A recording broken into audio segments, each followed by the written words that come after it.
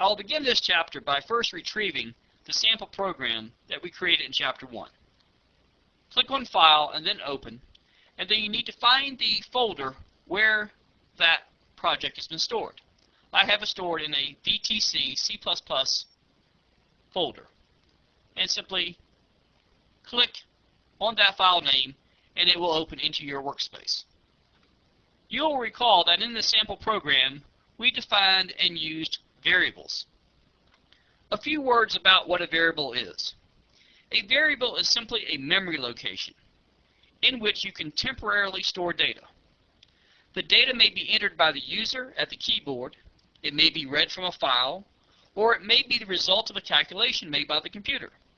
In this example, we're creating two variables, num1 and num2, to allow the user to enter their data down below.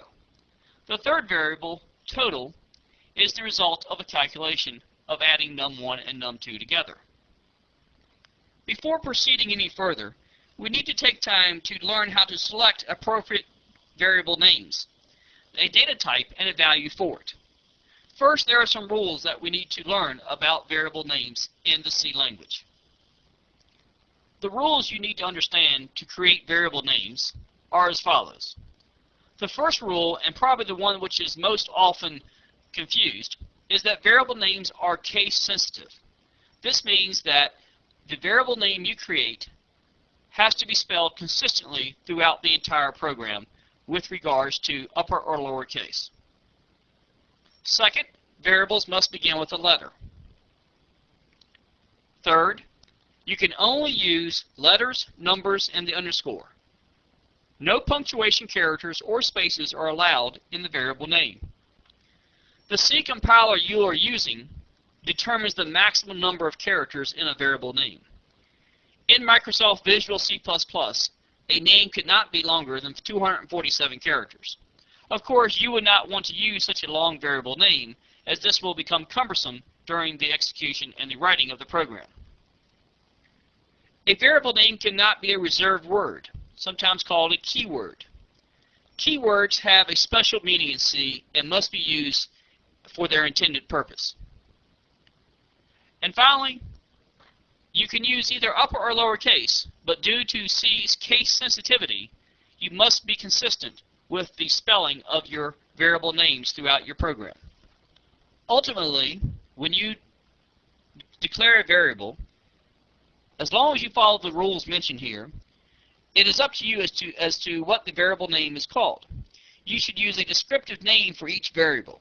The variable's name should help you remember the purpose of the variable. One popular naming convention for variables in a C program is to type the variable name using lowercase letters. If the variable name contains two or more words, however, capitalize the first letter in the second and subsequent words. Keep in mind that this is just one convention for naming variables. Many others are also used.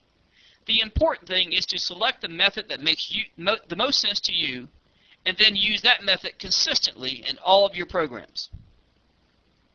Returning to our sample program, notice that I used num1 and num2 to distinguish between the two variables. I used lowercase, and I used numbers simply to identify two different items. Likewise, I used lowercase in my variable called total. Once again, I could have used any combination of spelling here, but consistency is key. In addition to selecting an appropriate variable name, you must also determine the appropriate data type for the variables you create. In the next segment, we will discuss variable types.